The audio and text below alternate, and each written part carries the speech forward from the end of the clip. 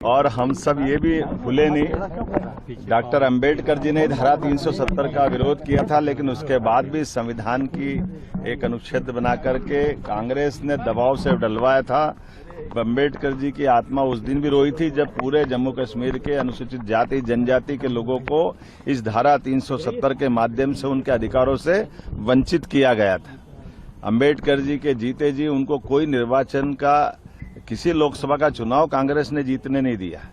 और ये डॉक्टर मुखर्जी जी का बलिदान भी इस बात का एहसास कराता कि उस धारा 370 के कारण से डॉक्टर मुखर्जी जब विरोध करने गए और उनके उस घटनाक्रम में आज तक उनके उस समय हुई एक तरह से उस मर्डर की सच्चाई देश के सामने नहीं आने दी।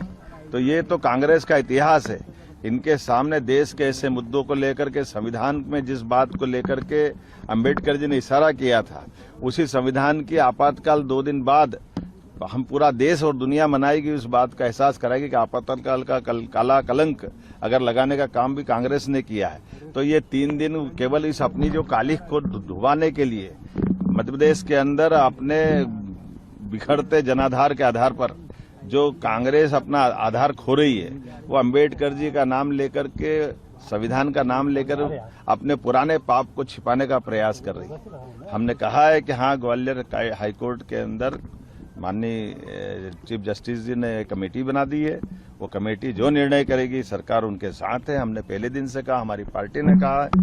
अंबेडकर जी के लिए तो हम जो कर सकते थे। आप कांग्रेस अगर यहाँ ग्वालियर की बात करती तो कांग्रेस बताए कि महू के अंदर वो जन्म स्थान था अंबेडकर जी का, और 55 साल कांग्रेस की सरकार रही। उनके जन्म स्थान पर इनने क्या करके बताया? उनके जन्म स्थान को नकारने का काम किया। उनकी दीक्षा भूमि को बारे में चिंता नहीं की। और तो और अंबेडकर जी का जब शरीर छूट गया तो शरीर छूटने के, दिल्ली में छूटे हुए शरीर के बाद भी दाह संस्कार के लिए भी कांग्रेस ने तत्कालीन रूप से मना कर दिया।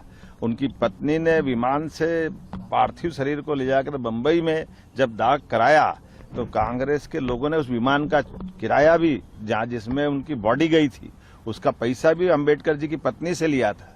कांग्रेस माफी मांगे इन पापों के आधार पर। कांग्रेस कहाँ जाएगी? कांग्रेस ने तो सदैव अंबेडकर जी का अपमान किया। और सारे हमारे पूरे प्रदेशवासी और देशवासी सभी वर्ग के लोग जानते हैं कि कांग्रेस का नकली आडंबर